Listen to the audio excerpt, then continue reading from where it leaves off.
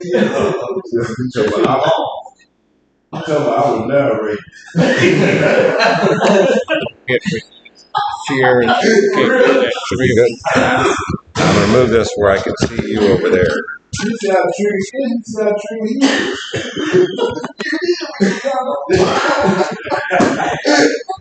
There you go.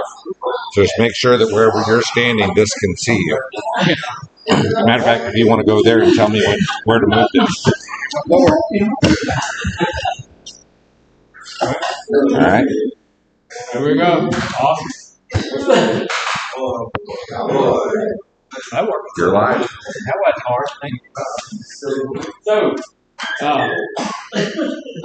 we're live, so we're going to begin back where we were yesterday. We ended up on 38. We're on 40 today. So we're going to talk a little bit about distorted thinking again. If you haven't signed in, please do sign in. Get your name on there because I'm going to be doing notes after this is all over with sometime today. And if your name is not on that list, then I'm not going to be able to look. There's a whole bunch of us now. And I'm not going to be able to remember who you are if you don't do that. Get on there. One of the things we'll do probably tomorrow is start calling roll a little bit because I know most of you guys, but there's some folks that I don't know. So I do want to get that to where we can recognize people. And at North Point, you need to do the same thing. Fill out your sign-in sheets, and while you're there, remember to tear them apart. And I will be over to pick those up after a while so that we can do notes for both sides. Yes, sir. Dr. Garner, yesterday, I kept on raising my hand. He was calling. Yes, sir. And I said, oh, damn, it's film watching. Yeah, it's that good. It is that good. And I appreciate that. This is going to work out really, really well. Y'all did notice, you did notice, and I know that Miss Sierra is over at North Point getting everything lined out so that they can see it over there. And I really hate telling off on myself because she showed me how to do it all this morning, and then she typed it all out and printed it out like old school and all of that. I still couldn't get it on. And you notice I fooled with it for 20 minutes. My boss, Mr. Farmer, came out here 30 seconds, it's up. So I'm going to get good like that because, you know, I want to know how to do that. Anytime I run up on something I can't do, I need to fix that. I want to learn that. I want it to be, and this is how everybody ought to be, but I want it to be that in the next 6 months I'm going to be teaching him something. Now, I don't care what it is. I don't have any. It don't make me any difference what it is that I'm going to teach them. I'm going to teach them something. So we're looking at distorted thinking this morning again, and that's because this week, this is the second week in our book, and I want us to look at what we have. Look, if you haven't gone over the book, you need to do that. You know, there's a couple of different reasons that you get the book. First off, we just like giving you the book.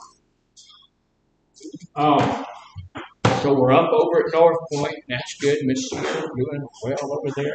So, but if you'll read the book, you go through the book and read the book, there's some really, really good things in the book. So the book is for you. And if you don't have a book, you need to let me know because I made some books yesterday that's for South Point.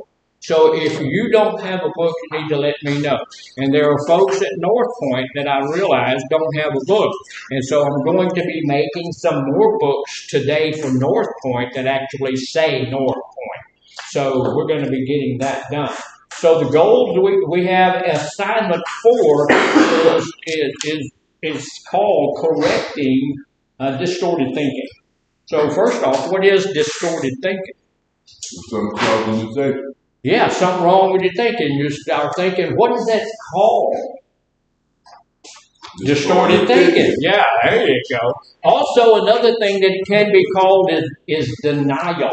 What do you think the biggest problem that we have in this industry is? What do you think it is? Denial. Yeah, you all got it right. That's exactly right. It's denial. And we get to the place and look, I want you to know that it's not abnormal for us to be in some level of denial. Because here's the thing, I always want to think the best about me, right? And I do. As you should. I'm young, brilliant, good looking. Oh, well. I'm all of that, you know, because that's what I am. We talked a little bit yesterday about positive self-talk. You know, here's the deal. How many people know that when I was growing up and we had so many people tell me I ought not toot my own tooter. Right? You know, you shouldn't blow your own horn. You let somebody else blow your horn for you. Let me tell you this, sometimes. Sorry? Yeah. Yeah, but here's the deal. Sometimes if you don't toot your tooter, ain't nobody else gonna toot your tooter. And then you'll go tutorless. Yeah. You'll be tutorless. Yeah. If nobody toots your tutor and you don't toot your tutor, your tutor don't get tooted and then you're tutorless. Right?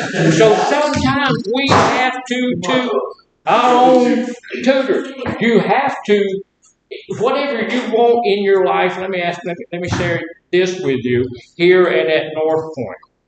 This is a really good spot to be if you're in recovery. There's people in this place and there's people at North Point that care about people and they want to help. So you're in a good place. If you have to be in recovery, this is a good place to be. However, this is not the end game for your goal for your life, right? This is not where I want to be the rest of my life. I don't want to be in and out of recovery. I don't want to be in recovery the rest of my life. I want to be at a place where I'm in recovery somewhere else. I mean, I don't want to have to be in a recovery place. I want to be in recovery, but I want to be with my family outside doing the things that I want to do outside. Right. This is, like you said, this is the start of it. This is what begins what we're supposed to be doing. So we need to get to the place where we understand that we're not going to be able to do that if I don't have the proper goals in mind. You know, if I don't have a good goal, and the way that I want to show my goal is by positive self-talk. How many people want to be, you don't have to be super duper wealthy, but how many people want to have enough?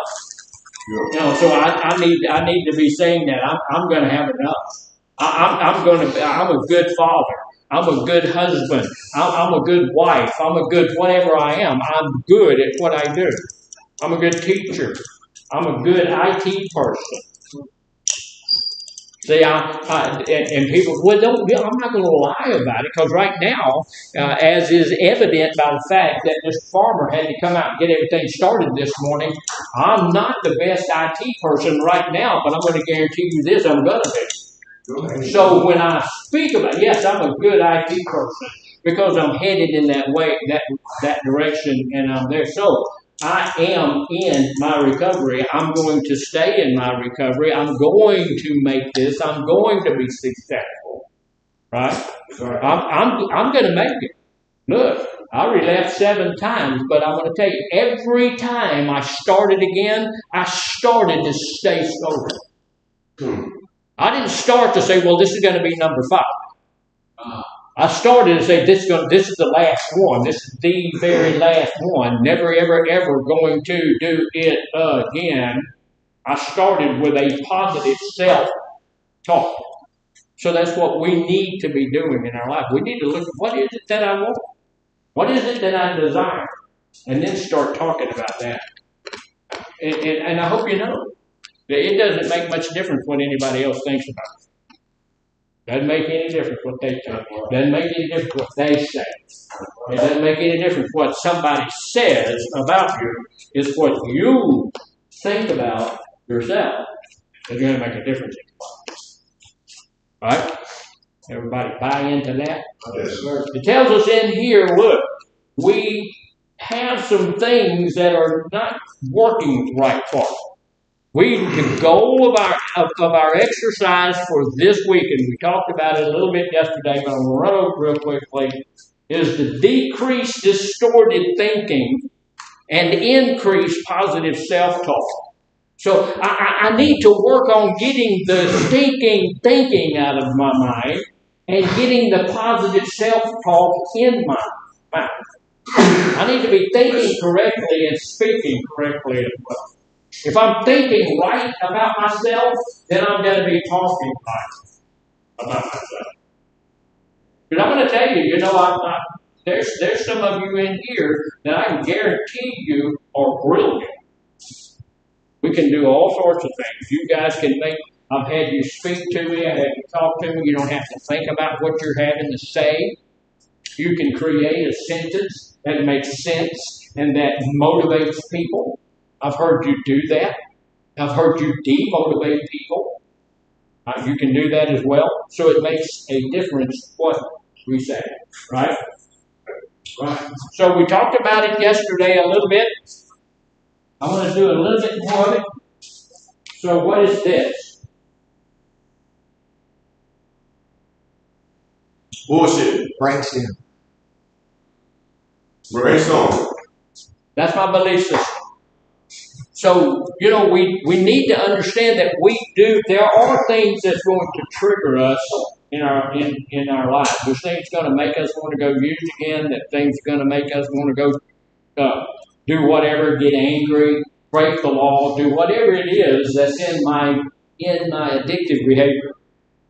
Because when we look at addiction, what do we look at? Usually, we look at the drugs and the alcohol that have been in our lives and caused us a whole bunch of mess, right? But here's the deal, too. What we need to be looking at even more than the drugs and the alcohol, we need to be looking at the fact that we have addictive behaviors that go on in our life. Things that we do that will cause us to do the things that we don't want to do. That makes sense? There are things that we do that's going to cause us to do the things we don't want to do. If we don't want to spend a lot of time, a lot of our lives in a rehab place, if we don't want to spend a whole lot of our time incarcerated, if we don't want to spend a whole lot of our time in trouble, we need to work on our belief system. We need to work on our thought life, right? So when we have something that happens, and I don't know if you can see it well at North, but we have some things over here. What do y'all think that represents? This is what's called the cognitive the cognitive model. This is what happens. Something drives your thinking. We think all day long. When you're going down the highway, driving your car or something, you make thousands of different decisions all the time. How to keep that car between the ditches and how fast to go and where to turn and who to wave at and who to smile at, who not to. All of that kind of stuff. We're making decisions all the time as we do that. All day long we're thinking. So, Let's see. Oh, Trump is like $4 billion. Yeah, and so you're always thinking. If you weren't thinking, you wouldn't be able to control the car. You wouldn't be able to do what you need to do.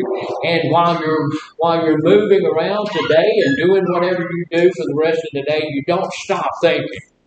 You're going to be thinking all of the time. So this cognitive model here is when you're in a situation. Something happens when you're in that situation, when you're driving a car or something. I was coming to work this morning, and very early in the morning, and as I'm going down the road from my house, there were two dogs. Both of them had lost their lives this morning. They're out in the middle of something, you know. And so when I saw those two dogs, immediately that brought some thoughts to my mind. I thought about the person who was driving to work themselves, and they ran through this herd of dogs and killed a couple of them. That's a bad thing. I don't like running over animals, stuff like that. That's terrible. Yeah. And so it's kind of a bad thing. So this is a cognitive model situation. You have a situation. What does that mean? Situation. Something that's true. That's perfect. Yeah, something happens. Something happens, right? So what's a trigger? What can be a trigger? This group's talked about that before. What can be a trigger? People, places, things. People, places, things, anything. Hookers. Anything, verbiage, anything. You know, somebody call you a bad name, somebody look at you the wrong way, any kind of thing. So something happens, a situation happens, and you look at the situation.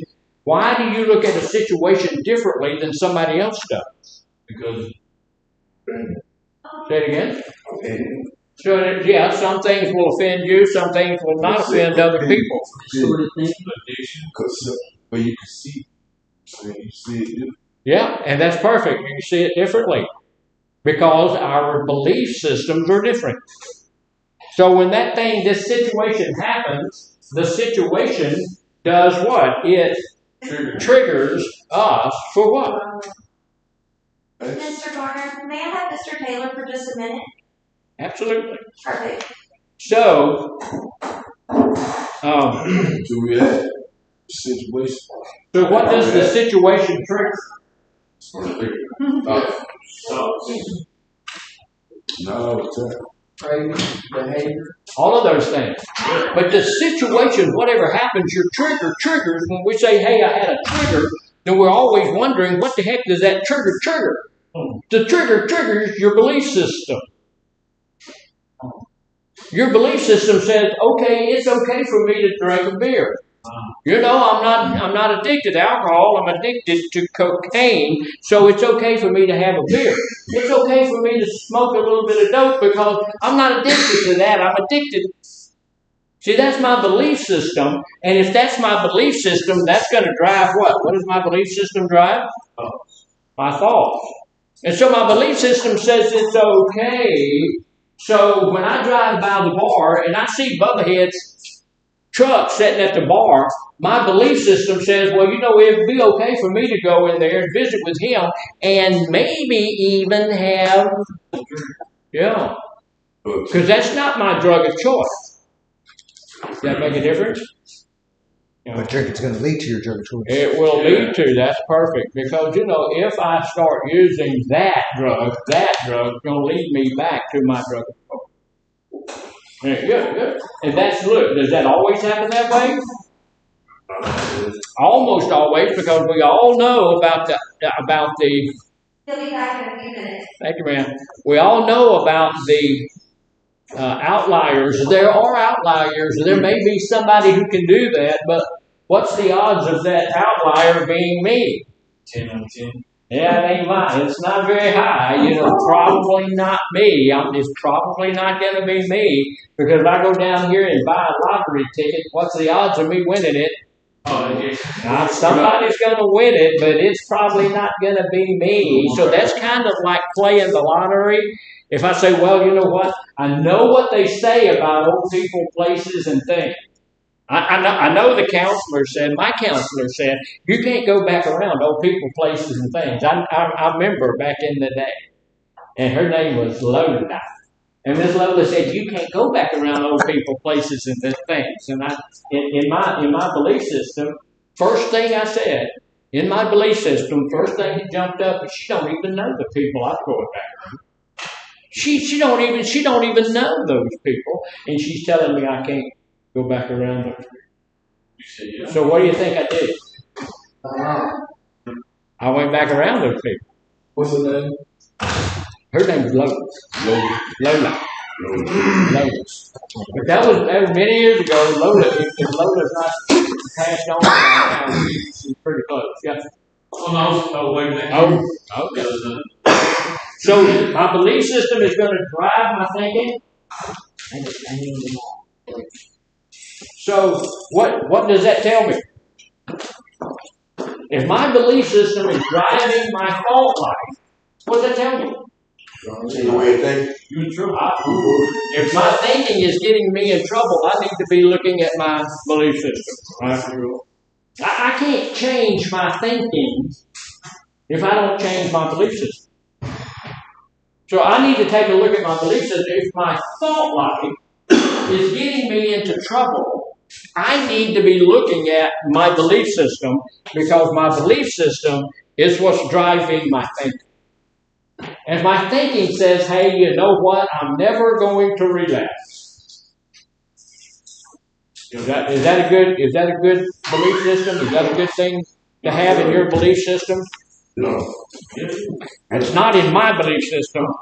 I've been sober for a few years. I've been sober for probably more longer than some of you have been alive, but I will tell you this, that's not part of my belief system. My belief system tells me that I can relapse any day, every day, all time, all day. I can relapse. You know, I'm not going to get to the place where I believe that I cannot relapse, because if I believe that I cannot relapse, if that's my belief system and my thinking, again, will tell me it's okay for me to go to the bar. Because I'm going to tell y'all something, I like going to the bar. I do. Back in the day, I don't know, it hadn't been near, but back in the day, I really enjoyed going out, having a good time at the bar and all of that kind of stuff. So in my belief system says you can't do that.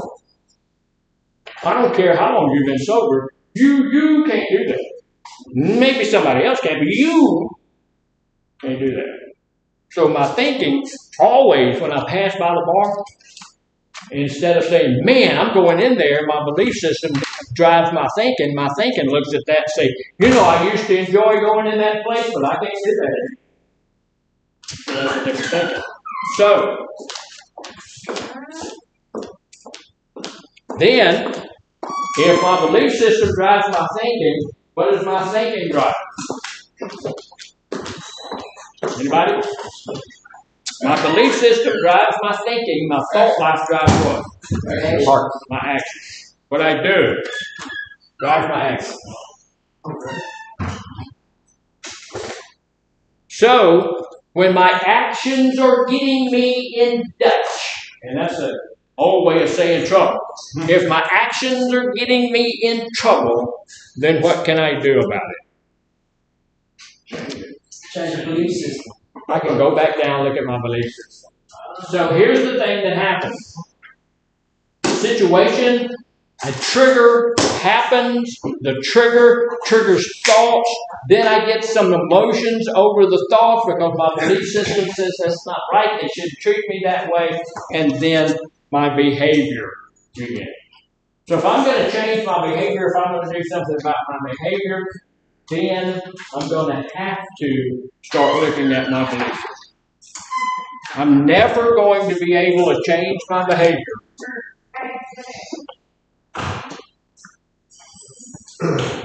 if I don't look at my belief system. If there's things going on in my life that I'm not happy about, there's things going on in my life that I'm not sure about, there's things going on in my life that's causing me trouble, one way or the other, whatever it is, then I have to go back and take a look at my belief system and see if that's what's causing it. And I might need to change my belief system. Now, I always like to do this, I think we talked about it a little bit yesterday, but if everything is going okay in your life, you're not using anymore, your family life is in good shape, you got a really good paying job, you're doing really well in society, everybody loves you, all of that kind of stuff, what should you do with your belief system?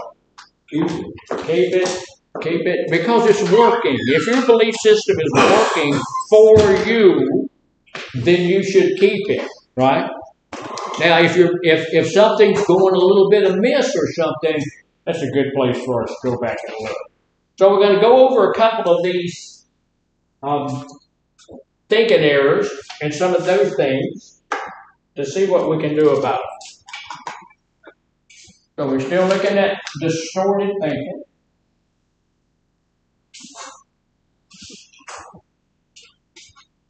You want me to tell you about some distorted thinking? She probably working, so Miss Sierra, she's a really good boss. So this morning she typed me up a thing and she showed me all of this, how to do all of the stuff this morning. What was she suffering from? Tell me, what do you think? She probably was when she gave it to me. Notice that blank look on my face. She probably had some anxiety, but she had some distorted thinking going on. You think? Because she thought, I'm going to fill this out. I'm going to show him how to do it. He's going to figure it out. He's going to be able to do it. So she had some distorted thinking going on this one a little bit, but that's okay. So here's what distorted thinking or distorted thoughts or cognitive distortions or irrational thoughts. Now tell me what an irrational thought might be. I'll always be that. You'll always be an addict? There's no. Not normal. That's an irrational thought. I think it's a rational thought to think that I'm going to always be an addict. If I feel like I'm always going to be an addict, what does that do? Keeps you down. Well, we don't need to let that keep us down. That's just a fact of life. It's like I'm 5'8". That's not going to keep me down. That's not going to make me feel bad about myself. That's just a fact. That's who I am. I'm devastatingly good looking. That's not going to make me feel bad about myself. The fact that when I walk into the room, all the rest of you guys are just forgotten. That's just a fact of life. There's nothing I can do about it. So, look, I'm an addict. He said, that's distorted thinking. Look, I'm an addict. That's not going to get me down. That's not going to keep me down. That just happens to be a fact of life. But it also, look, I'm 5'8". That's a fact of life. When I go to the store and there's something up on the higher shelf, I got to do what I got to do to make sure that I can get that down if that's something that I need, right?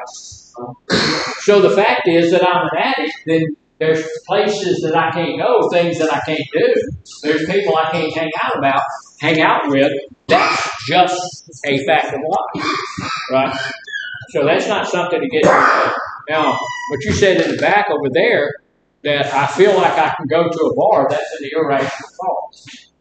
Rational means that it's true, it's factual, it's actual, it's the truth, right? Irrational means it might not be true. It's irrational. That's not, the idea that everybody in the world has to love me, care for me. Is that rational? No, very irrational. It's way irrational. We talked about that the other day. The deal is, I know a ton of people, run into a lot of people all the time. Not all of them care for me. I know that's hard for you to understand, but there's just people who don't like you. And there's going to be people that you run into who's not going to like you for a myriad of reasons. That, some of them are irrational, some of them are rational. Are they most family? Yeah, but it doesn't matter, does it? No, it doesn't matter. Because there's all these billions of people on the face of the earth, and you can't satisfy everybody. So, you got to try to satisfy everybody? Yeah.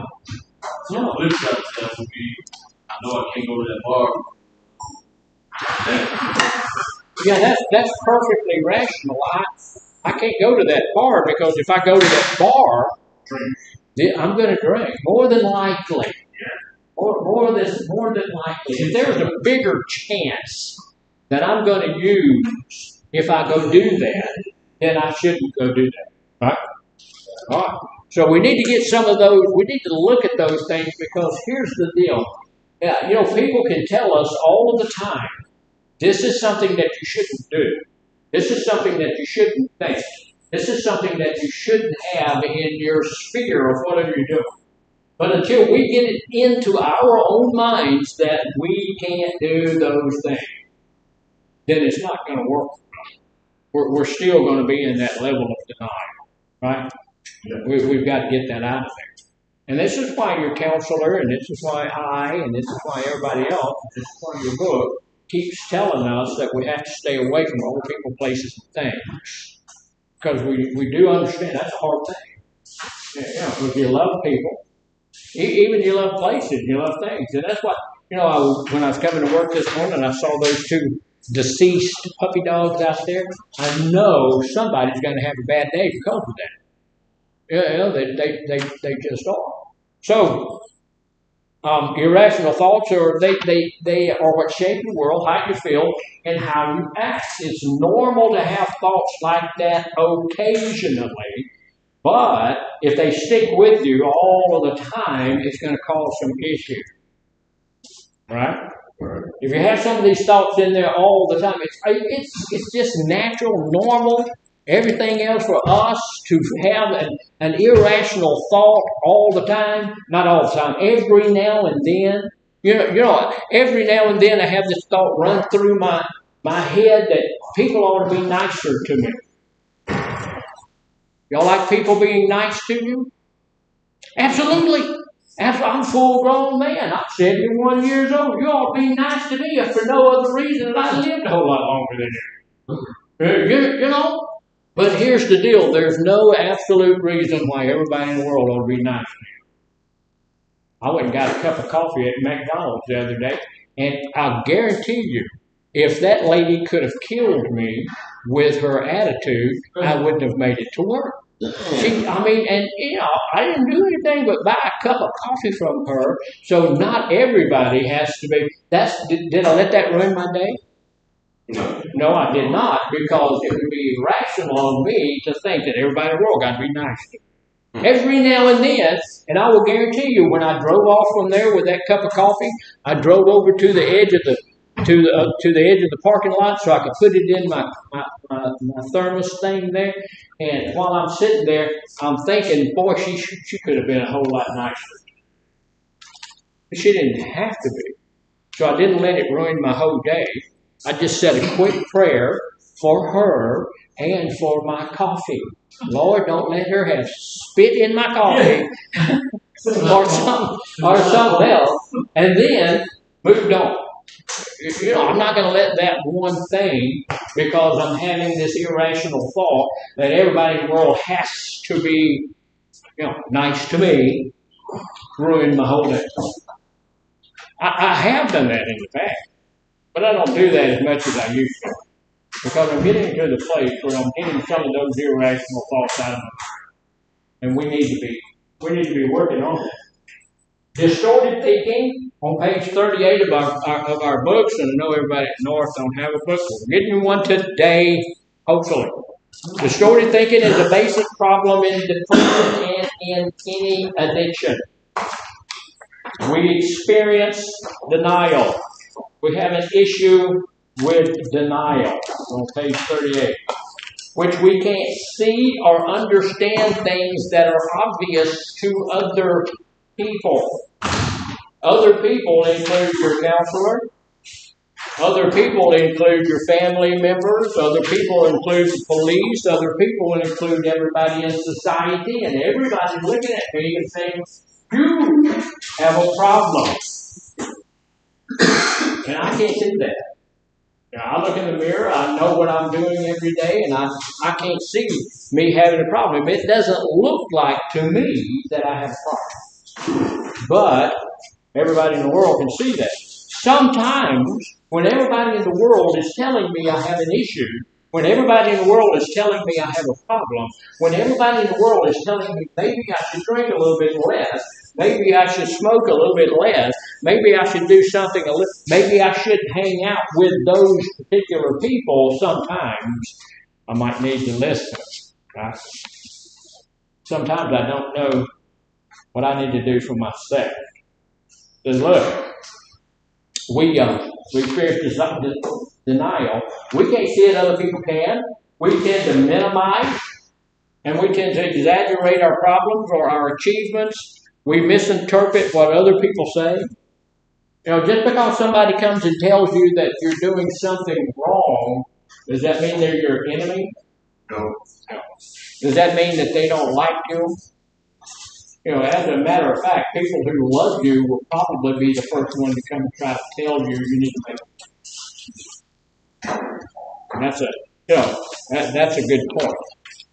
Usually when people care about you, it takes a little bit of courage to come up and tell a full-grown man you're doing something wrong. Even if that person is your spouse or your children or somebody, it takes a little bit of courage. Even people who don't know you. When you go and sit with your counselor and they say, hey, you're doing this wrong, you're doing that wrong, or you may change this, you need to change that. It takes a little bit of courage for them to do that. So, people who usually are trying to put into your life some information that's going to help you, it takes some courage for them to do that because they care about it. So here's the deal. We misinterpret what other people are saying. We see ourselves as better or worse than we really are. And really quickly, let me share this with you. We are no better than the guy next to us, right? We're also no worse than the guy next to us, right? So we need to move past that. If we think we're better than everybody else, I've had folks in recovery tell me, you don't know how well I can do. Well, I do. I don't know you personally, but I do know that you are in the same boat that I'm in. We're all paddling in the same direction. We're all riding on the same train. We all have the same disease. So I can tell you some of the things that's absolutely going to happen because they happen in my life. So, to solve a problem, when we have a problem, when we have some distorted thinking, we have a problem in our life and all of that stuff that's going on, we have to first be able to see that problem clearly. We have to know that we have that problem. We have to be able to see that problem. My wife called me about, it must have been 30 years ago. She borrowed my truck. And she called me and said, "Hey, your truck's making a noise." So, okay. I had no idea what's going on. If you're driving a truck, it's making a noise. There's 1,000 different things could be making the noise. So I said, well, explain it to me. Share with me what it's doing. She said it's going thump, thump, thump, thump, thump all the time. I said, well, that's not a good noise. She said, yeah, it's making all of it. I said, okay. So I told her to park it, and I went to see what it was. I have no idea what I have to do to my truck. Something is wrong with it. So I had no idea what was going on. So finally, I went over to see the truck, and when I started the truck, guess what? It was going thump, thump, thump. She had run it out of oil, and she burnt the whole engine up. But it could have been all sorts of things. I didn't know what was going on. I didn't know what the problem was until I saw the problem and I understood the problem, right? And it's the same thing when we have an addiction, we have whatever's going on in our life, whatever our distorted thinking is leading us to, until we know what the problem is and we can see it clearly, we can't do anything about it. A lot of us suffer from addiction to drugs, addiction to alcohol, addiction to behaviors, addiction to a lifestyle, addiction to people, addiction to things, addiction to places. We have these addictions. You don't believe that. Go out to eat one day. My wife and I were out eating not too long ago, and there's about 4 people at this table, all of them on their phone. All of them talking to somebody or looking at their telephone instead of talking to the people that's around. So there's an addiction to scrolling and looking at the phone, playing with that, doing all that kind of stuff. So we don't know what we can do. We don't know what to do. We don't know how to do it until we figure out what it is that we have an issue with. To solve a problem, it tells us, look, I'm serious when I say we need to study the book because it's really good. It says to solve a problem, the first step must be to see it clearly. Even if we know where we want to go, we have a map to get there. We can't get started until we know where we are. Does that make sense? If you want to go to Houston, you're in Beaumont. You've got to know that you're in Beaumont before you decide to make the trip to Houston. Does that make sense? We got to know that. If I want to get sober, if I want to have a better life, and can I tell you this? They had a whole bunch of meta-analysis. That means a whole bunch of different people. I can do it. Yeah. They's talking to all these people about what they wanted, and these people were on different levels. Some of them had a lot of money, some of them didn't have any money, but every one of those people wanted to have a little bit better life. Right now, I want to get to be a whole lot better with technology. I want to get a whole lot better in the IT thing. Everybody always wants to have a little bit better. If you're living in a box, have a little bit better box. If you're living in a mansion, you'll have a little bit better mansion. Maybe another BMW, something. Everybody wants to improve. So at this point, we just need to look, and our lives can improve fantastically with just one or two different actions. Stopping one or two different things. So here's some of the things we do. Magnification and minimization. Some of the things that we do in our life, we believe we will magnify something. Is it a bad thing to magnify something? And can be toward what it is, right? If something happens, somebody says something, and we magnify that to the place where we know this is going to destroy my life. This is going to completely destroy everything I've ever worked for and all of that kind of stuff. That's not necessarily so. Right? Bad things can happen to us, and we can still do well with everything else, right? And we can still do well even in that area because that happened what? One time. One time. If something happens to us one time, that doesn't mean that our whole lives are becoming unwound because of that one thing. Right? And this doesn't mean that I enjoy having it happen. I don't need to have it put up there somewhere that it doesn't need to go. Look, exaggerating and minimizing the importance of events that are in my life. You might believe your own achievements are unimportant, or that your mistakes are excessively important. When I was looking at this thing this morning, and I'm pushing all these buttons and all of that kind of stuff and following the thing that I thought I was following, and then it said no. That, to me, I magnified it on my own house. Man, that's terrible. That's horrible. It wasn't. It's not that big a deal, right? We got up. We're doing what we're supposed to be doing. So it's not that big a deal. I also don't want to minimize the fact, look, if you look in here today, there's some people who've done some great, magnificent, wonderful things, right? You do not ever need to minimize the fact that you're here in treatment doing something that's going to be good to you, your family, society, and everybody else, right? This is a good thing. This is a good thing. You don't need to minimize that. You don't need to minimize who you are. You don't need to minimize the fact that you're going to do some great things. You can, right? No matter what. Look, I do know that a lot of crappy things happen in our lives. I've had some crappy things happen in my life. I've been homeless and I've done all those kinds of things. However, I don't want to minimize the fact that I pulled myself out of that. And you don't need to minimize the fact that you can do that as well. Right? We talked a little bit about catastrophizing. What's that? Making everything bad. Yeah, we make everything catastrophic. Yeah, you get up in the morning, the car won't start. Sabotage. Sabotage. Somebody did something. It's a catastrophe. I'm not going to be able to go to church. I'm not going to be able to go to work. I'm not going to be able to do any of the things I'm supposed to be doing. Everybody's going to hate me. The world's going to fall apart. That's not true.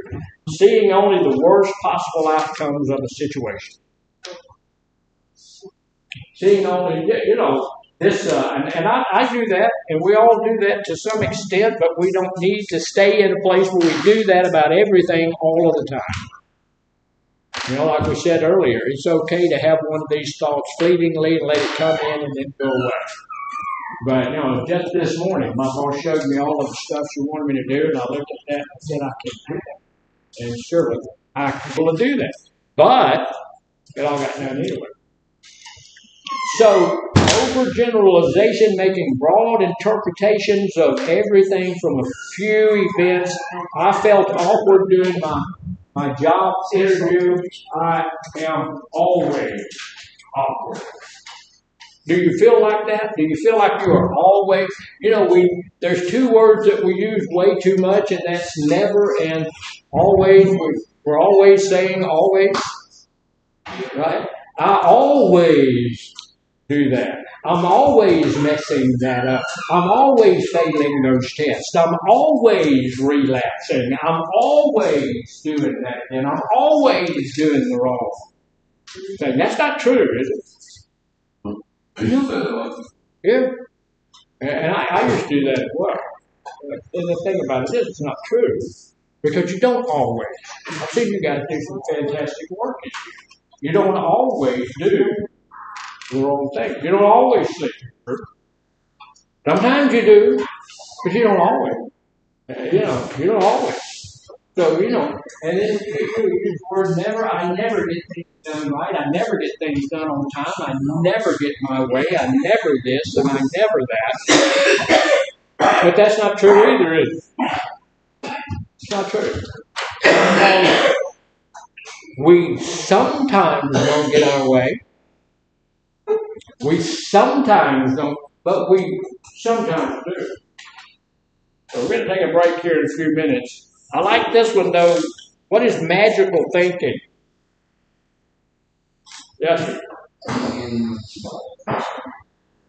I can't hear you. Thinking irrationally. Thinking irrationally. It is irrational to think magical stuff. But magical thinking is pretty good. Pretty interesting. The belief that thoughts, actions, or emotions influence unrelated situations. If I hadn't hoped something bad would happen to him, he wouldn't have gotten into that accident. It really, you're really the only person you're going to influence by your thought life is going to be who? Yourself. Now, extendedly, I don't know if that's a word, but in extension, you will affect your family, you will affect society, and everybody else, by the way, that you affect. Because you're thinking positively about yourself, and you're doing well because you're thinking positively about yourself, then that's going to influence the people around you. Your family's going to be better for it. Because if you think positive about yourself and you do the things that you're thinking about yourself and you get to a place where you're doing better and all of that kind of stuff, that's going to help your family, isn't it? Yeah, that's going to help, say it again. And the people around you. And the people around you, whoever they might be. People you work for, the people you work with, the people you live around. You're going to be a better neighbor. You're going to be all of those things. Things are going to be looking up for everyone around you. The other thing about magical thinking is that we think that if I go buy a lottery ticket, I'm going to win.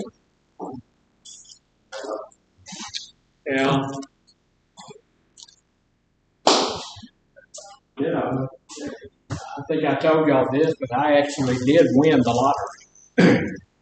I did. $3. I won the lottery, but you can't live long on $3.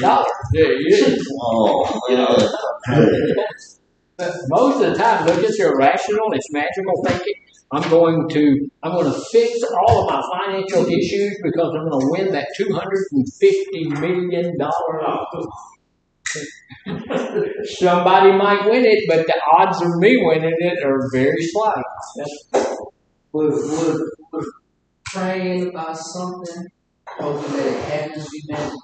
I know, I don't think that's magical thinking. I think that's different entirely. If I'm praying about something and asking God to do something and I believe it's going to happen because I believe that God got involved in it, then I don't believe that's magical thinking. I think that's faith in action. We have faith that God is going to answer your prayers. And I pray all the time, so I do believe that God's going to answer my prayers. And with the praying, you got to I like that. That's good. I don't know if we could hear it at North, but Mr. Cage said with the prayer time, when you're praying and asking God to do something, that you have to put legwork to that. So that's a good thing. So I'm praying about something, asking God to do something. I need to go do my part of it. I was going to ask what you were saying.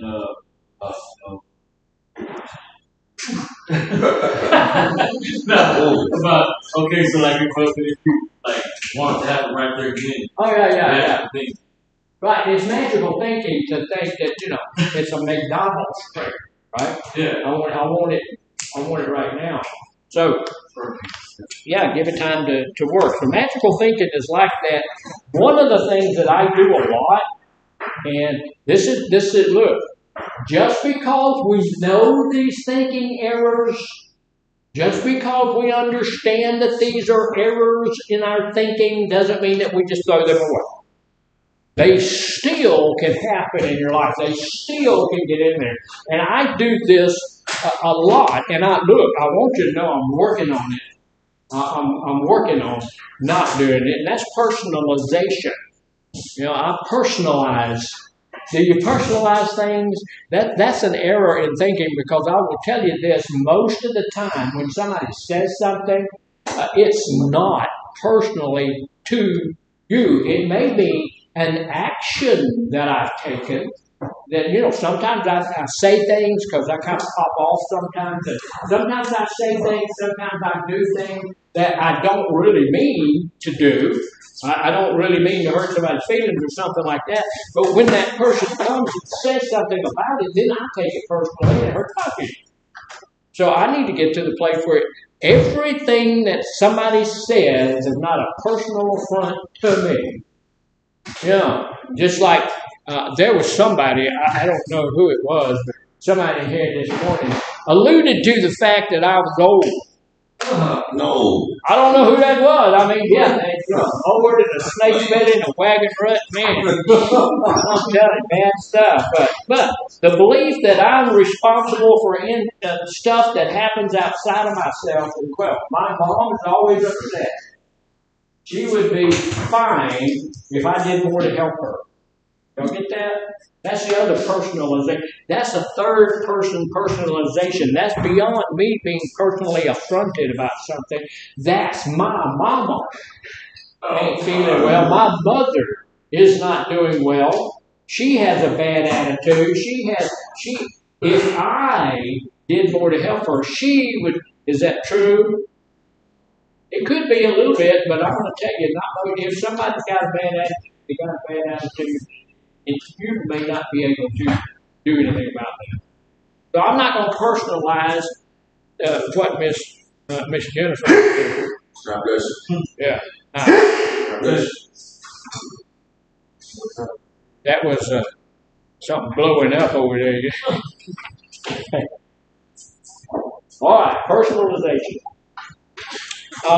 This is another one that we get into a lot of time. I get into a lot of time. Most of these, look, I know once we get through with the training and all of that stuff, and we talk about all of these thinking areas, you're going to think I'm completely off the beam. And you know what? That could be true. Because a lot of these happen in my life.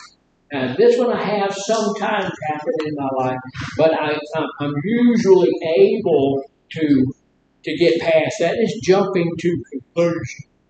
Y'all jump to conclusions? I do that. And I'm working on not doing that. I don't want to jump to a conclusion. Here's the thing that I have learned.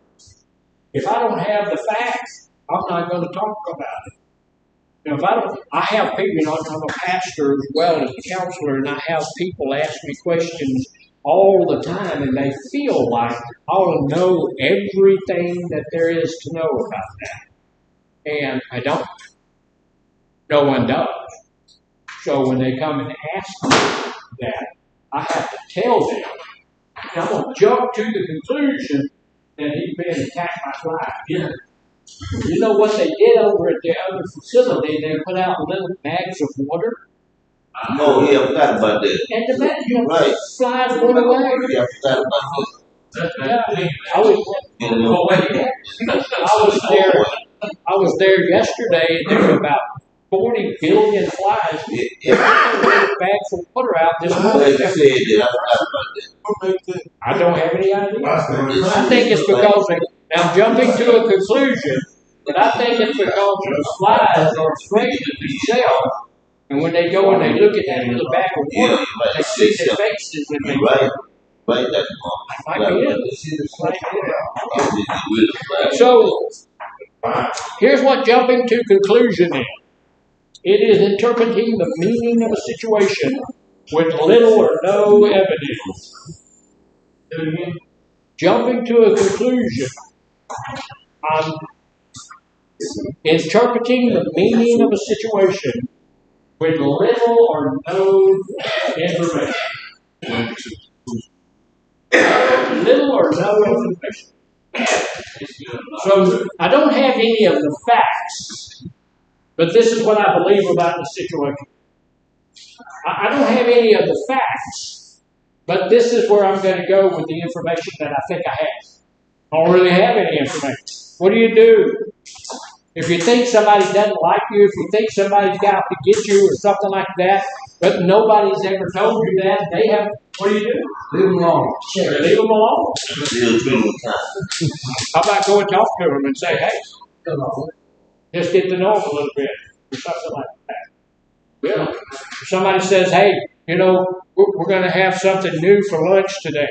Oh my God. Yeah, you know, I've been waiting on fried chicken all week long, and now they're going to have something different. Yeah, it's going to be bad. It's going to be terrible. You know, that guy can't cook. All of that kind of stuff. And then when you get it, it'll be something. Yeah. It'll be something good. It'll be something good. So when we jump to conclusions, we're getting something we think we know, but we don't. So that's don't be doing that. A couple of more things, and then we're going to go take a break. But here's what I want us to look at real close is mind reading.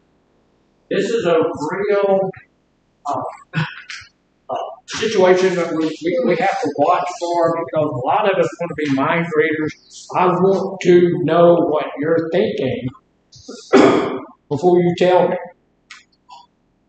before it's obvious, before I can understand what you're trying to say. So mind reading is interpreting the thoughts and beliefs of others without adequate evidence. I will tell you that I do that. Well, I would do that when I was listening and trying to figure out what they're going to say. Listening to response. Yeah. And that's a good point. Right. Mr. Cage said he was preparing what his answer was instead of listening to other people. That's very poor communication skill, right? That's a bad communication skill, so we don't want to be doing that. I don't want to think that I know what a person is thinking. Can you do that? Can you know what a person is thinking? Now, my wife and I have been married for 52 years, and I will tell you this, that sometimes it seems like she can tell what I'm thinking. But I'll be trying to say something, she'll finish my sentence. And what is that? Aggravating is what that is. That's aggravating. That's all, that's just aggravating. Interpreting the thoughts and beliefs of others without adequate evidence. She wouldn't go on a date with me. She probably thinks I'm ugly. Well, there's 10,000 different reasons why somebody won't go on a date with you. 90% I've asked a whole lot of ladies to go on a date with me, and they wouldn't go, but about 90% of it was because I was broke. Somehow or other, they don't understand. I don't understand it, you know. But, so, it's, look, it's 10 o'clock. We're going to take our mid-break. Y'all go ahead and north. Y'all go ahead and take a break. We'll get back in here about 15 after and get started again. We're just going to leave it up Son, don't mess it up. Mr. Carter, Yes. Can we apply this to other things? Say it again. Equation deal you explained what it really was about Yeah. the time better. I Sure. want to try to apply it to my conscience keeps telling me it's wrong. My pre-doctor comes up. Yeah. My subconscious tells me that I need to figure out something out. That's not your subconscious. That's your divine addiction. plant in my belief that it's killing me and it's stupid, then the law will work, right? Well, it will accept that. The your addiction is that addiction to make it very, very strong. Get off of it, stay off. And you should have to go through the help. And they're very through fixing that. You think it's what we think it is? Yeah. Remember that brush your teeth with your outside? I don't know.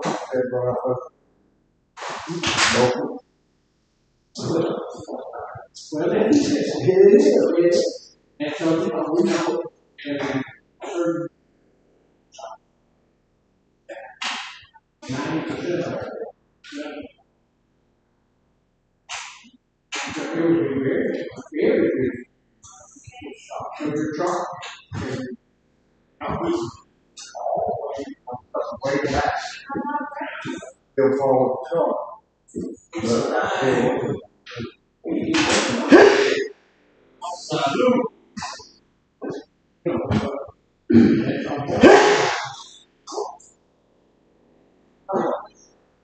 Absolutely.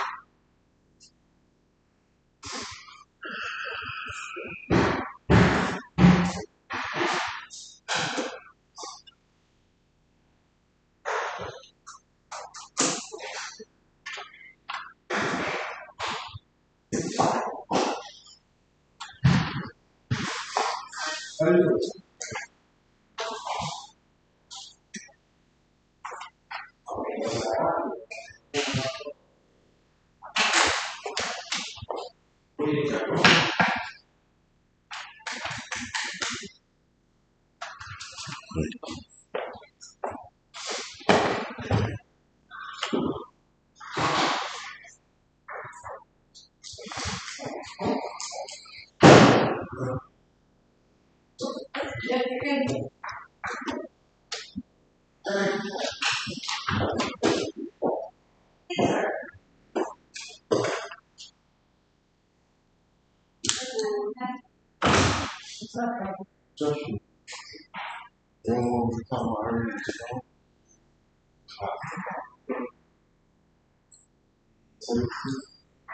She just gave it. You want to do that? You want to do that? Down to the ball. Take it on anyway. Okay. Take it on anyway. I know that's just.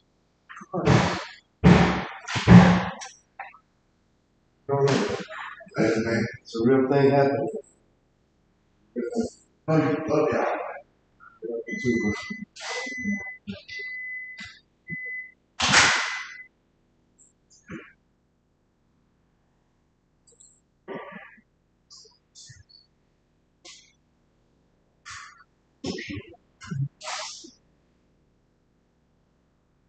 y'all.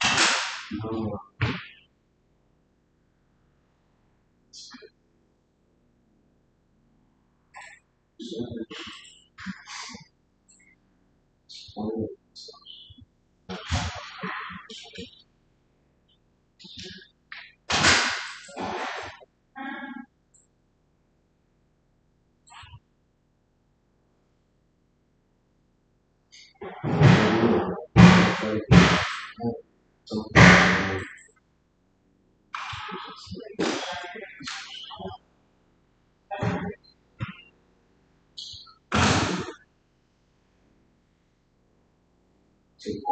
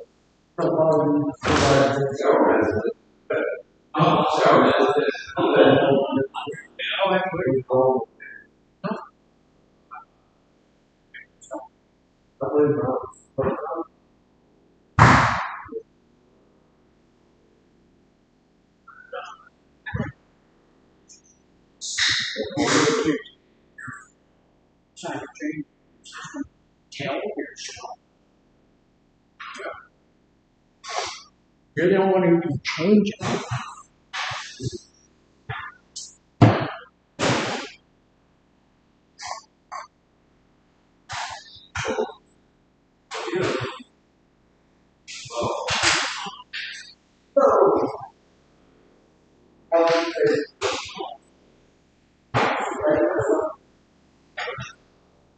What? No, we trying to.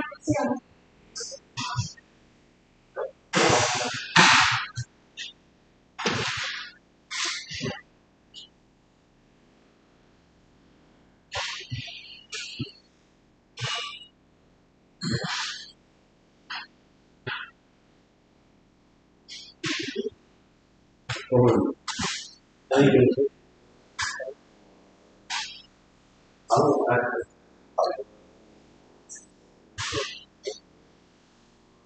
This is true. how long do we have to practice? But the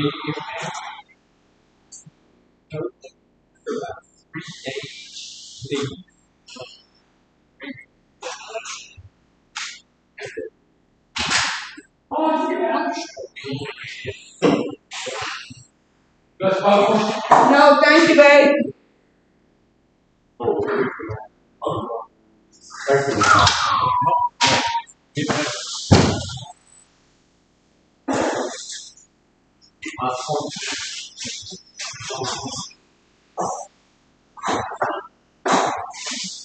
all right.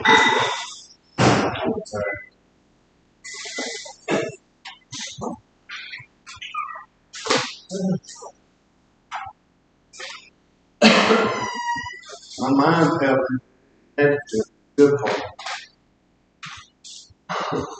Change, please.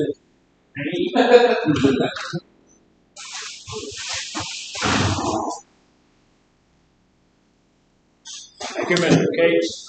I appreciate you. Really appreciate you taking enough to do that.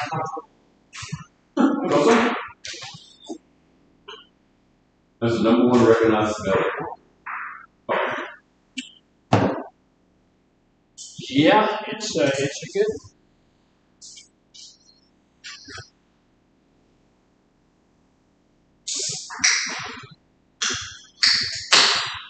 Number two, work.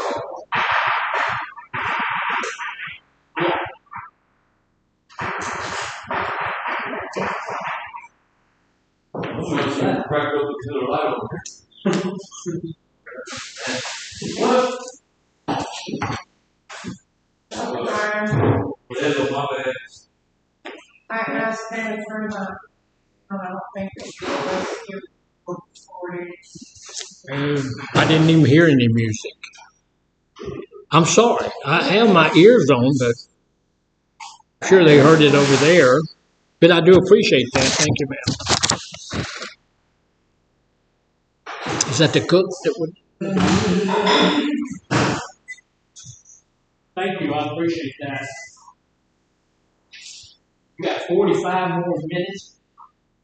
And I know y'all know this, but this is broadcasting it, not knowing,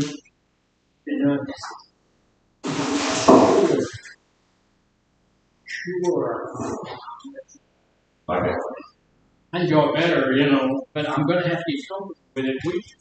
They shoot my stuff. I have people in England who watch our broadcast from our church.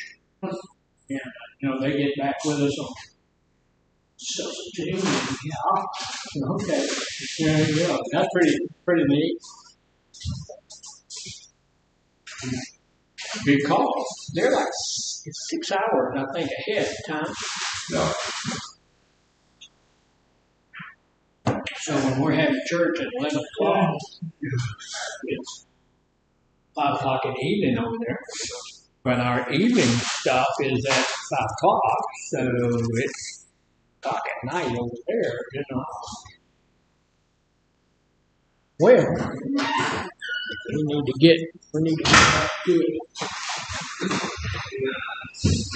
Okay, we're going to get started. Man, all eyes are on me. Y'all good? Tell them family.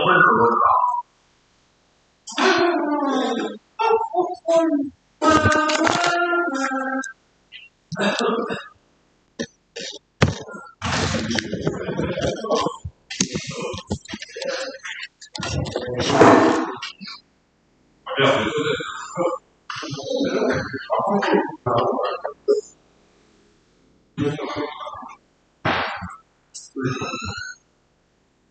Well, we're back for the second part of this, and we're going to get this done.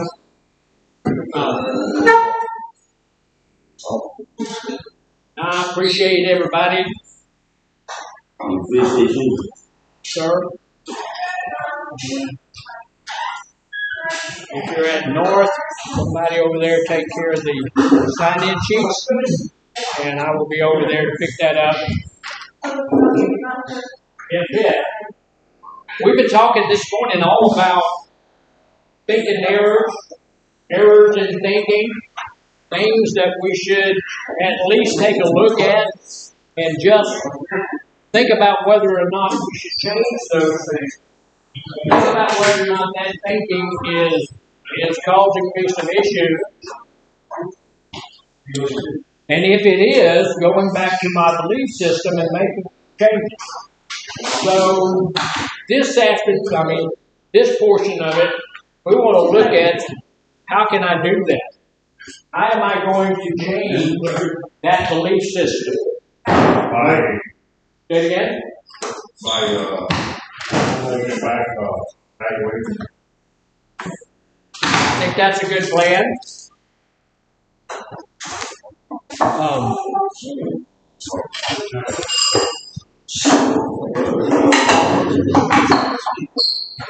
Take a look at the thought, take a look at the belief system,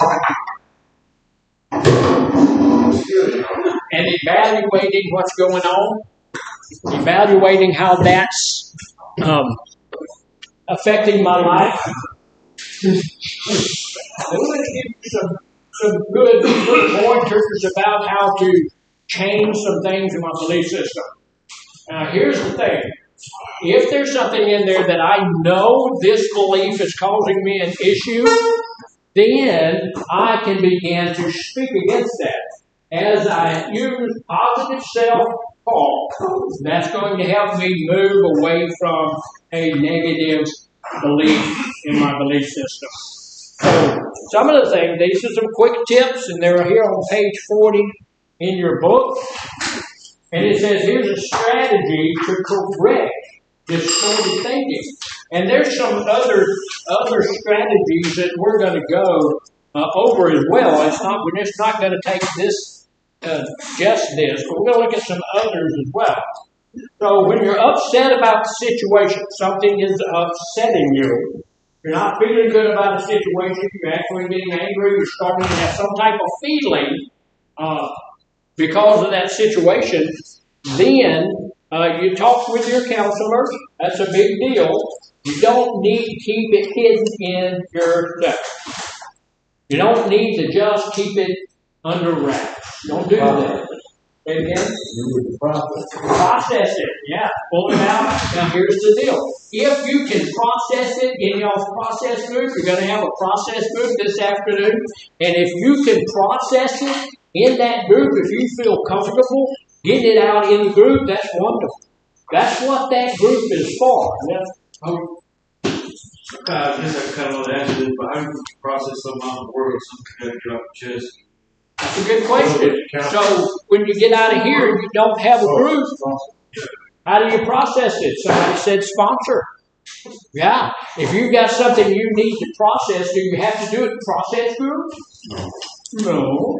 You can go to your counselor who, that's what they're here for. You can go there and you can process it one-on-one. That's why we have these one-on-one things. If there's something that's not, that you don't feel comfortable putting out into the whole group, do it with your counselor. Process with that one person. When you get out of here and you go out there, there's some other ways to process it. Let's take a look at this real quick. It says, look, you can talk with your counselor, with your therapist, with your sponsor, or with someone else who you trust, who isn't emotionally involved.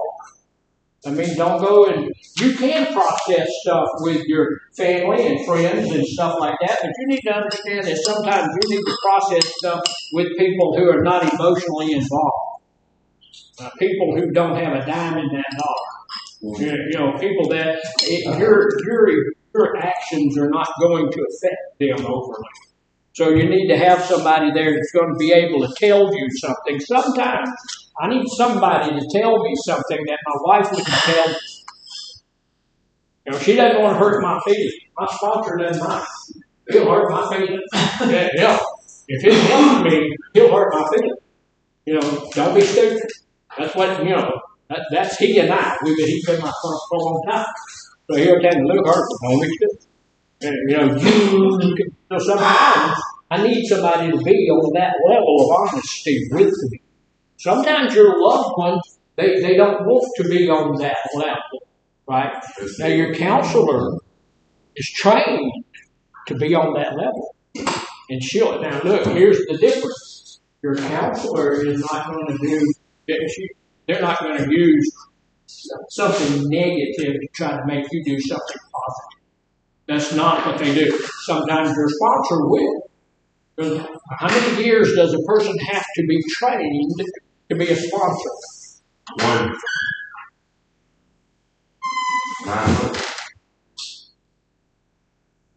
Not really any training involved in it.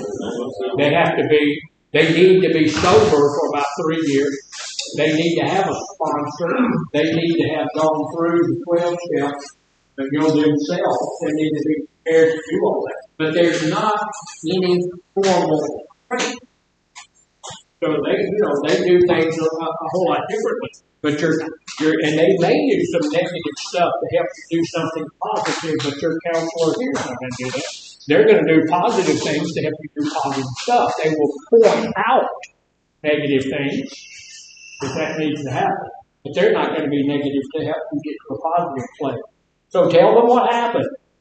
Tell them only what you actually saw, what actually happened. Don't make up things that you think was behind it. Just tell them what you actually heard and saw. Not what you believe others were thinking. Not what you believe others were feeling. Just what you think.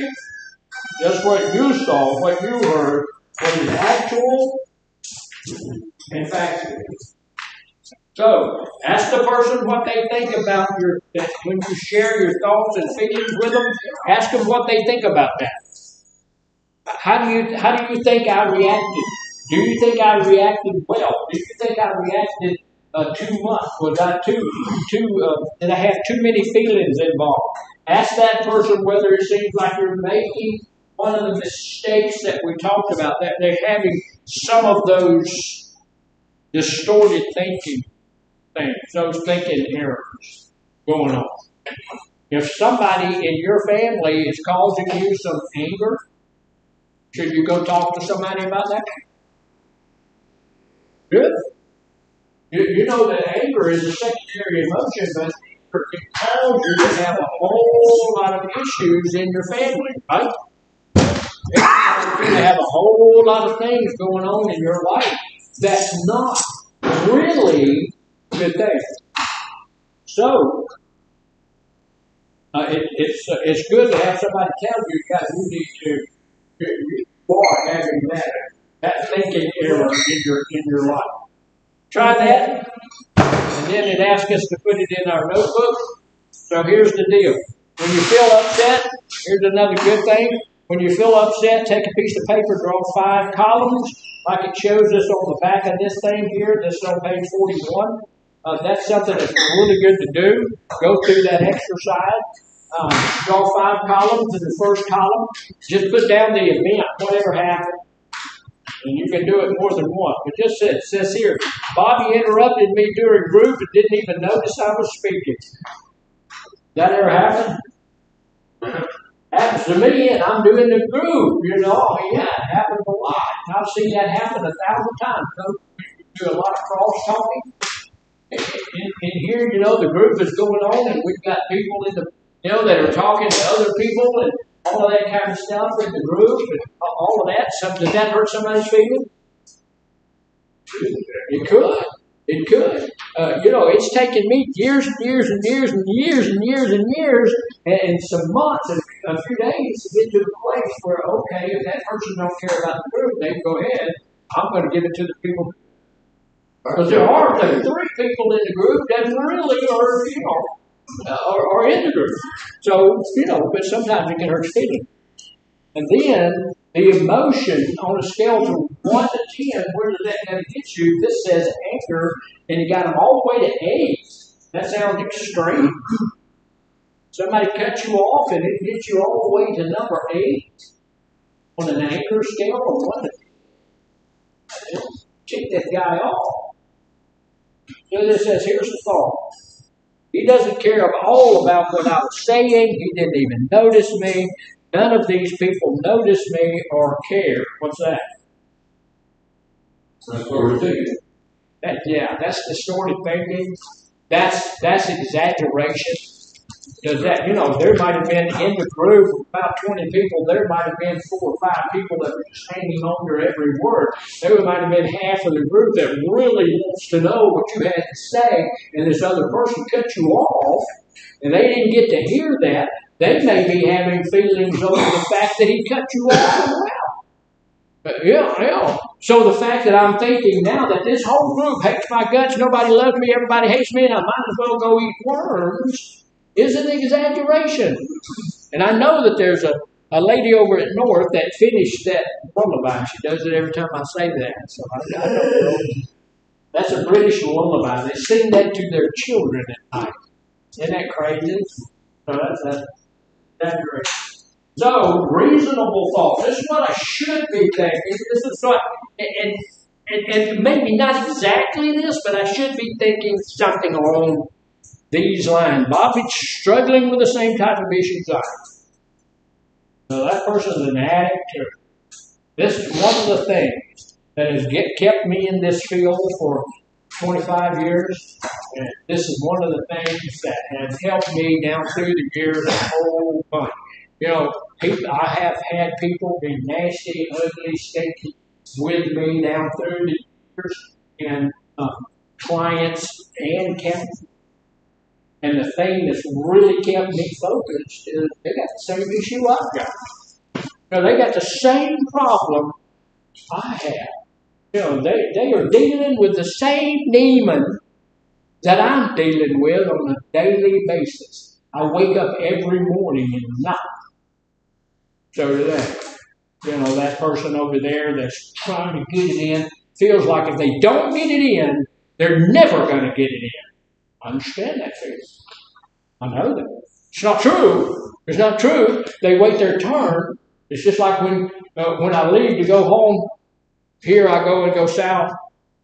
There's a place up there where they're working on the road, and you have to get over to this lane over here, and it takes about a month to get through that, to get into that lane and get over. And there's people who run past you. They won't wait their turn. If they can't get in now, they're never going to be able to get in. They're not going to be able to get home. They're not going to get their supper. It's going to be cold. Their wife's going to run off with the milkman before they get home. And none of that is true. And they make it so much harder on everybody in the world. And that's the way I feel, which is what? An exaggeration. Yeah. It's an exaggeration. I've had to go and get in that line. I always get in the back part of the line and just sit because it helps me to deal with my own distorted thinking. It's going to be all right. It's going to be okay. I'm going to sit here for 5 minutes. That 5 minutes that I sit here waiting for these other guys to run ahead, I usually will leave a little room, let 1 or 2 of them get in there. And, that 5 minutes is going to seem like 3 days. But it's not. It's not a big deal. So, I need to understand they're struggling with the same type of issues I am. Everybody is. He is on his own recovery journey and probably didn't notice anything except his own thoughts. When I am early in my own recovery, the only thing I'm thinking about is what? Me. Is that okay? Yeah. Because who do I need to be thinking about in early recovery? Me. This is a personal thing. I got to get this done, and then after a while, I'm going to be able to put somebody else. I'm going to be able to plug some other people into that. I'm going to be able to put my family in that. I'm going to be able to put my kids into that. I'm going to be able to put my employer I'm going to be able to put society, I'm going to be able to put all of those up, but when I'm in early recovery, more about me than anything else. I got something I got to do. So, second thing is that anger, that last thing that it shows, once I begin to look at reasonable thoughts, once I begin to have a reasonable thought, once I begin to think the right way about what just happened to me, my anger goes down. His anger went from an 8 to a 2. Should it be at a 2? Well, we're all human beings. You cut me off, and it may just tick me off a little bit, but it's not going to tick me off to the place where I'm going to kill 19 people. You know, it might. Okay, I don't like that. I'm not appreciative of that. Now, as a counselor, let me tell you this: anytime somebody raises their hand, I'm going to call on them. But anytime somebody just blurts out, I'm also going to recognize that because it might be important, right? Could be important. And sometimes when I get this thing in my brain, it runs through my brain pretty quickly. And so when it hits my brain, sometimes I just have to, especially when I'm in early recovery, I have to get that out or it's lost forever. So sometimes blurting out, I'm going to accept that and go on to it. I don't want that to happen. And if it keeps happening, sometimes it'll hurt my feelings. But I'm going to move on. If I have a reasonable thought, I need to take a moment to have a reasonable thought. Because we've already looked at all of this distorted thinking, and this distorted thinking got me to this place. I tell people all the time, my best plan got me here. My best thinking got me here.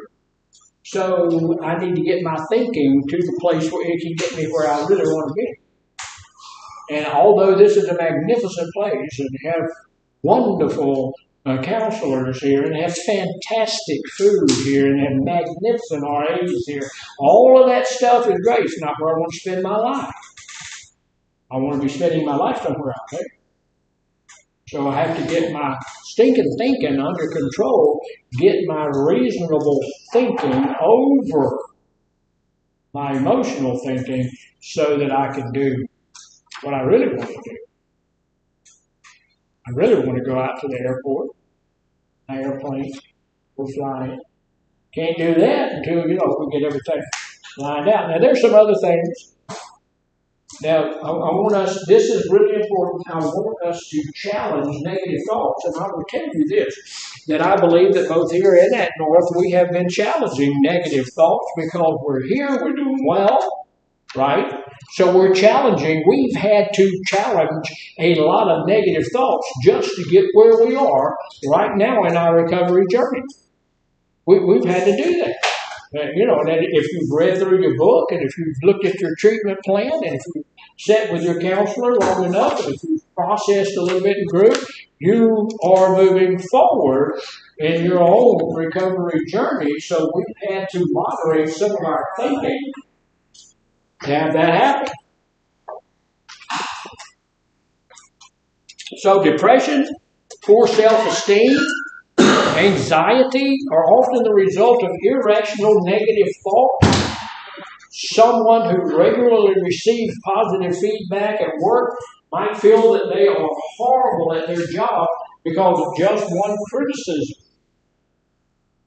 I've been doing this for a whole long time, and I feel like I've pretty much got it under control. And then when you get everything where you think you've got it, and then something new is put in the mix, it makes you feel like, man, you're done in the stump, and this is one new thing. So, I really like new things, and I really like change because it challenges me, and that's what I like. And we need to get to the place where we are okay with challenge, with a new challenge, something new. Okay, because in our recovery, guess what? Every day is a new thing. Every day we're going to have something new, something going on. Every day. And so we have to get to the place where we not only receive this new thing that's going on every day, but we accept it and we even enjoy it. So it's fun. That I don't want to do the same thing every day, all day long. I don't want to do that. I want to have some changes. So we're going to feel that, just because of one criticism or one thing that we can't do. This is irrational thought about job performance going to dictate how we feel about themselves. So what we need to do is challenge irrational thoughts. And then challenging these thoughts can help us to change them. So here's the deal. You know whether or not you have any thoughts in your life that's run through your mind, that's staying with you, that's stuck with you, that you need to change. You know that. So here's some of the questions that we need to ask ourselves about it. Is there substantial evidence for my thought? If I think that, look, nobody at my job likes me, everybody in my family hates me, everything is bad in my life, is there a substantial amount of evidence that points to the fact that that is a true statement? No. It's usually not. Usually not. But if you look at that and you find out that, there's a substantial amount of evidence that says everybody at my job hates my guts, what do? Find out. Say again? Check. Find out. Yeah, yes. If there's a substantial amount of evidence at your job that nobody there likes you, everything is terrible, nobody appreciates everything that you do, and all of that kind of stuff, you need to go find out why, I think. Maybe if it's something that I'm doing, I need to change whatever that's something that I'm doing. If it's not something that's about me personally or something, maybe I need to change where I am. Maybe I need to change geographically. Maybe I need to do something different. But most of the time, what I'm going to figure out is that it's not true at all. Not everybody there dislikes me.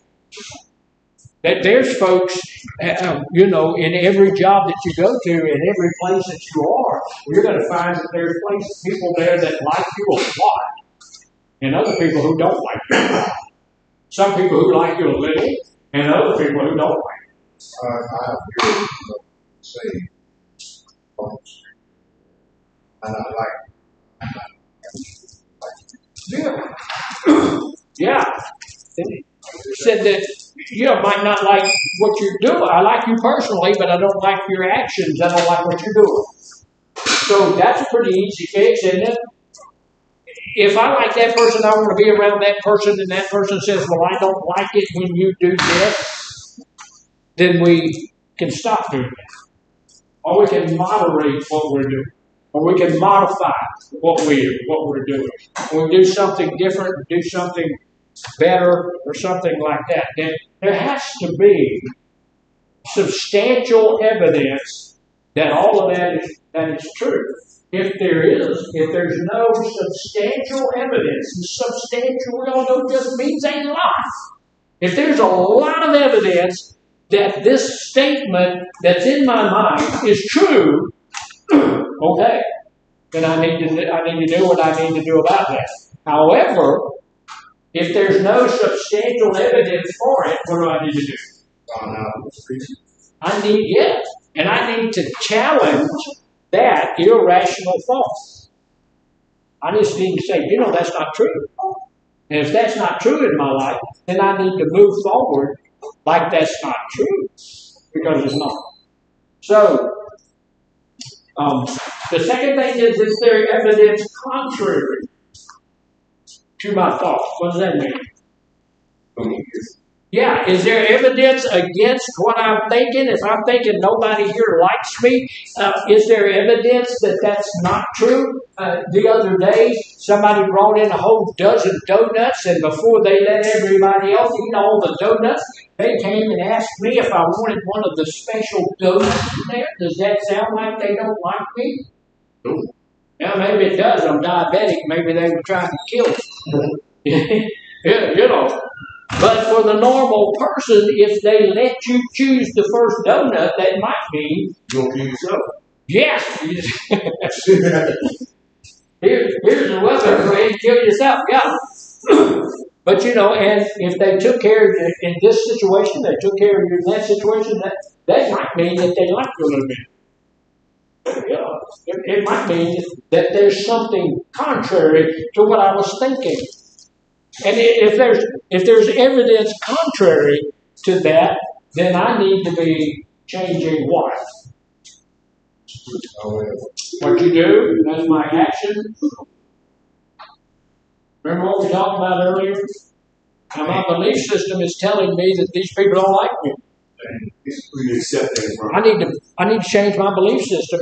That's just, you know, evidence is showing me that that's just not true. Now, evidence is saying that's just not a reality, so it's not true. So I need to go back to my belief system and say, hey, this isn't true. I need to change your belief system.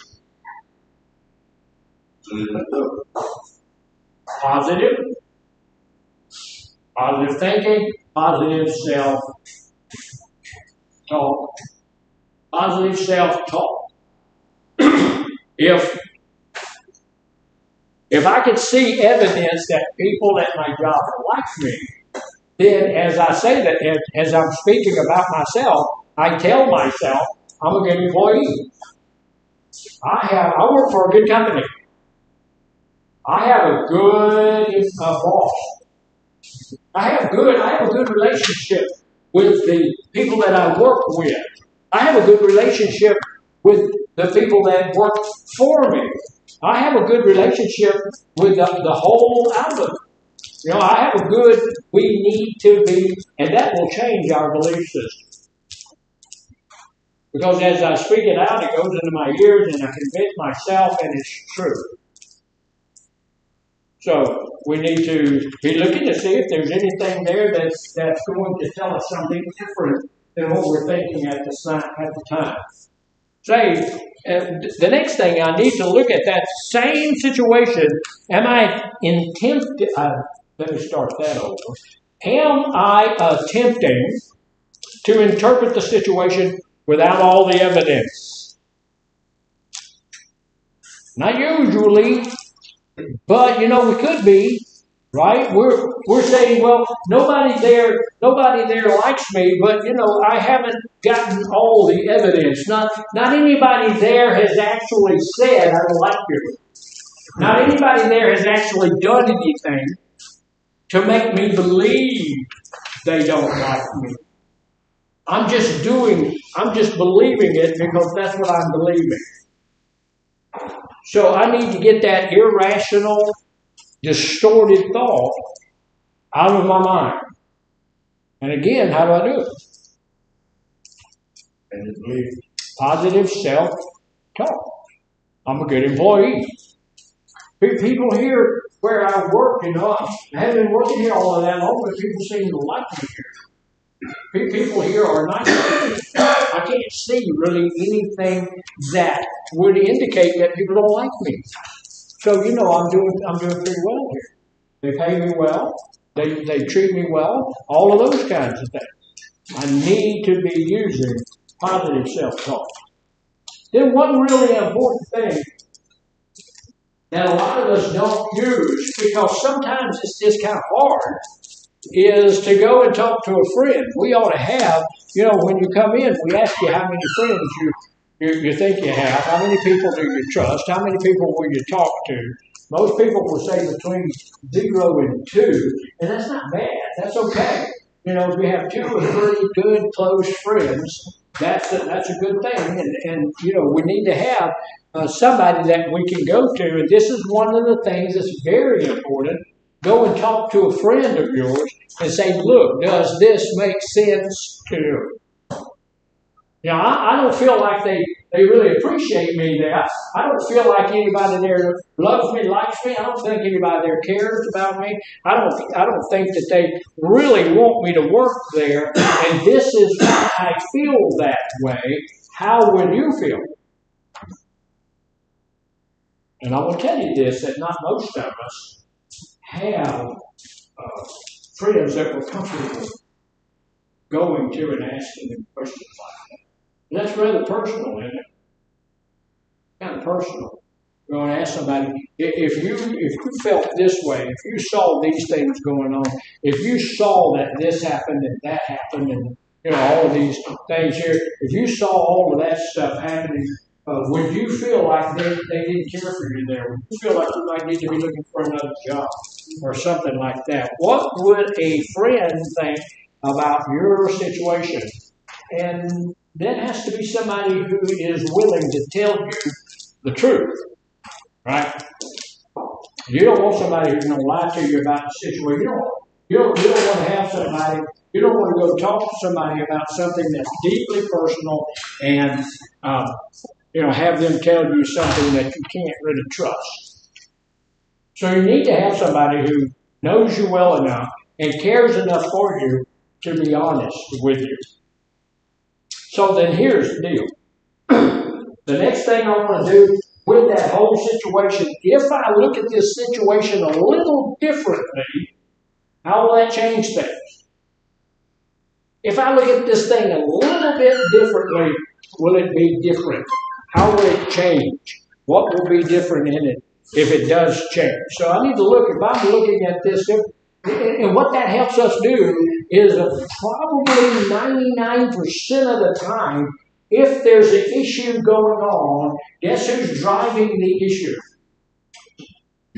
Yeah. Yes. Me. Now, if I'm having an issue at work, 99% of the time, if I'm having an issue with my family, if I'm having an issue with my spouse, if I'm having an issue with my friends, it's usually going to be me driving it. It's not usually going to be the other person. If it was the other person, it would be an easy thing for you to go somewhere else with other people, but usually, and not always, there's always, we talk about the outliers, there's always outliers, but usually I'm the one driving the situation. Does that help? Well, it can, because what that does, if I know that I'm the driver of the situation, if I'm the one that's causing the issue, then I can deal with that. I can deal with me better than I can deal with you. Usually. Because if there's something that needs to change in me, guess who can change it? I can change it. Right. So if there's something that's going on and I'm the driver of it, I can drive it in a better direction. I can change it. So, one other thing we're going to look at on how to change it, whatever's happening, whatever's going on, and this is very good, this is very important, is that going to matter a year from now? That person said something, that person did something, the company moved this way, the job thing did this. Is that going to matter to me to the point where it's going to cost me to get into my feelings a year from now? No. Usually not. Usually not. Is it going to cause me any issues like a month from now? Usually not. Usually not. If it's going to, is it, and we can keep backing that up, is it going to cause me to have any issues a week from now? Maybe.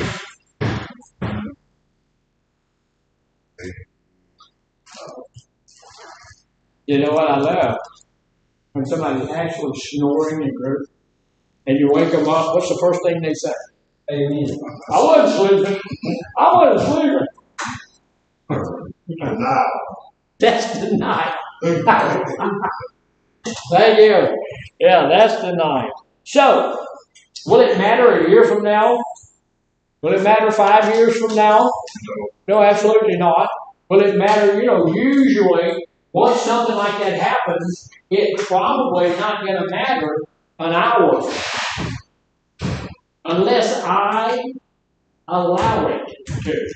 Unless I determine that I'm going to allow it to matter to me. So then I can cause it to be an issue in my life.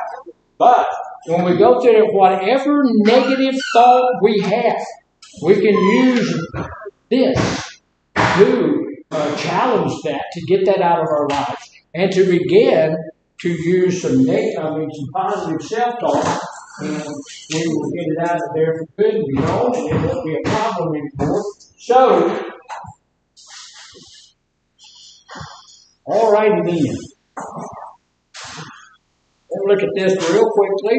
There's some things here that we can on this deal that we have here. The thing that we looked at here on 41. This works for all sorts of stuff. It says, look, we can put fear, anger, despair, worry, confusion, embarrassment, shame, anything, any feeling that's associated with all of that of our negative thoughts. We can put in there and we can work to get those out. All right. Just about ready to call it down. What I want you guys to know, we all have these negative, distorted thoughts that slip through our mind. We talked about that a little bit. Those distorted thoughts are going to come in there and they're going to run through your mind every now and then, and that's okay. As they come through. We need to understand that as they come through, we don't need to let them rent any space. They don't need to stay. They come through and then they go away. Okay, we don't need them to stay. When we start having these negative thoughts, these distorted thinking, stinking thinking, we start having those things trying to take up residence in our lives, then that's a problem. That's when we start having issues. And when we start having those issues, we need to start looking at this way here or something else to get those things out of our mind. Don't need them to stay in our mind. One of the best ways we can do that is to use positive self-talk. When we have a negative thought, when that negative thought comes in, we need to challenge it when it gets there. When you start thinking somebody doesn't like you, you need to challenge that thought. When you start thinking that you're not doing, you're not doing as well as you ought to, you need to challenge that thought. You need to be thinking, look at what you have. Look at where you are in your life. Not too long ago, we were all in the midst of our addiction. We're not. Today, we're somewhere else. We're somewhere different than where we used to be. So, when that negative thought comes in that says you're less than, you need to challenge that. Look at where I am. Excuse me. Get all choked up over. All right, tomorrow, what we're going to be looking at, tomorrow's Wednesday, I'm either going to be here broadcasting there, or I'm going to be in North broadcasting over here, and we're going to look at our assignment 5 in our books, and that's on page 42. So what I would encourage all of us to do is take a look at that assignment tonight. You've got all day. I'm going to be with your counselors here in a little bit, but this afternoon, or when you get a chance, just look at that. Get an idea of what that is, so that when we begin to look at it tomorrow, you will already have an idea of what you do. So that's the same for North over there as well. Y'all take a look at that. It's on page 42, and we'll be looking at that tomorrow. I want to share this with you real quickly. I want to give positive affirmations to several people. Michael, I appreciate you. You did a really good job out here today. So, Lord, thank you. You did a really good job out here today.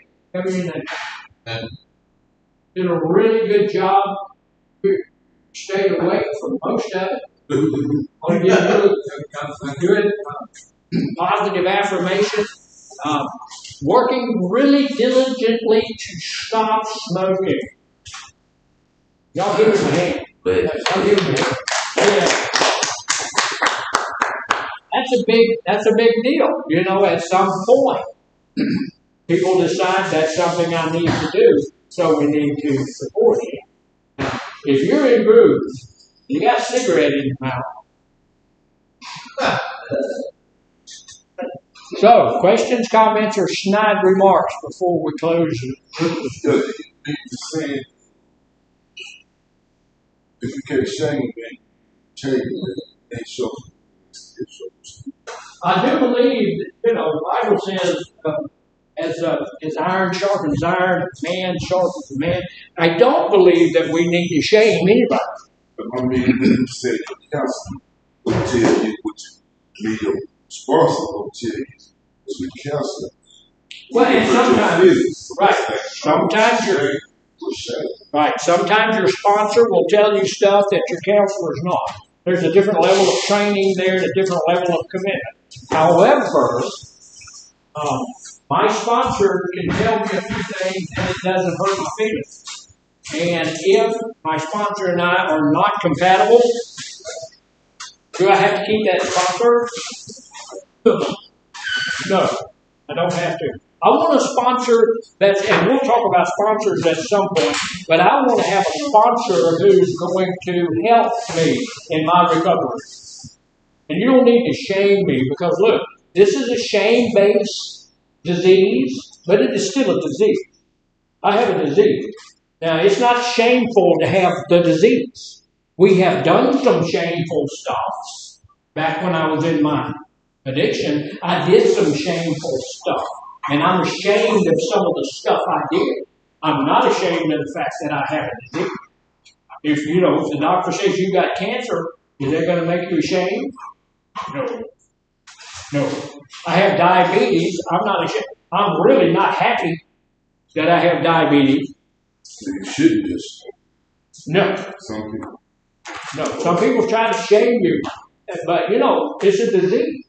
So I'm not ashamed that I have it. So anyway, guys, positive affirmations on the group. Y'all did a good job. There were some people who decided that they were going to take a nap. But I appreciate y'all, and we will be back tomorrow, one way or another. And North, we'll see y'all after.